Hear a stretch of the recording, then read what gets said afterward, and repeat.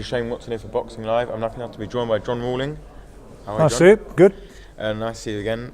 It's like a transfer window at the moment for heavyweight boxers. Like everyone's going everywhere. But I mean, the good thing is, I mean, heavyweight boxers are getting paid well. There's big opportunities out there for them as well. But the thing that people want to see is they want to see these heavyweights obviously fighting each other.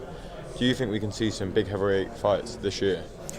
Well, we're going to see fights involving Joe Joyce and some of the other prospects in this country. I think obviously the fact he's signing with Queensberry Promotions makes it a very real possibility that he's going to be fighting Daniel Dubois and or Nathan Gorman at some stage before too long. And as they rack up wins, then they make an undeniable case to be going to the highest level.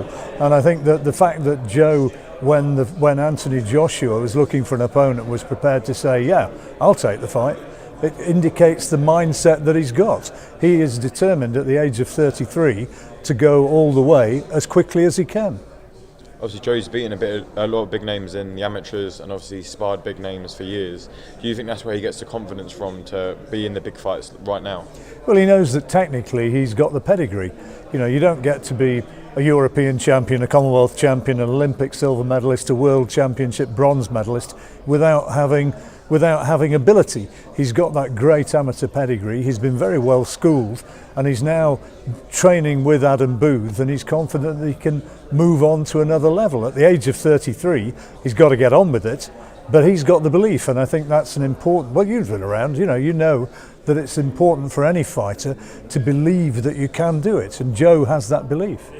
What's your thoughts on the whole Joshua situation where the shortlist heavyweights weren't great that they had, and Joe put himself out there to fight? Do you believe that he should have been somewhere up there within the top 3 names to pick from, considering the names that were suggested? Well, he's certainly got the desire and the confidence to go in there and give it a go.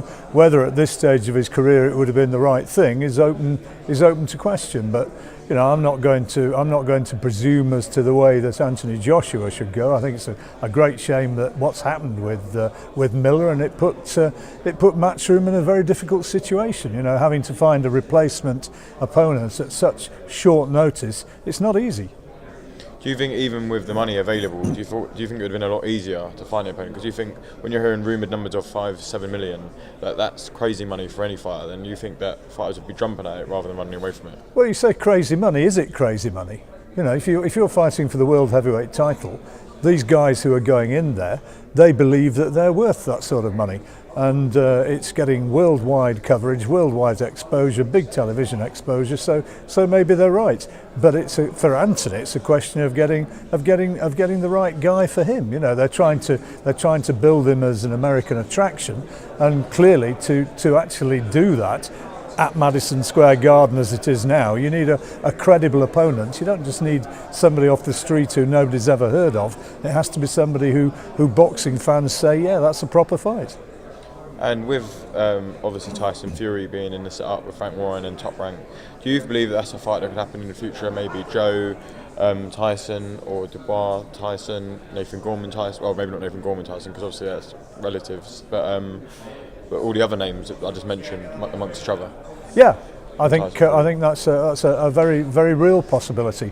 The important thing from Joe's position, signing with Queensberry, is that he's being built as a big heavyweight throughout this year over here in the UK.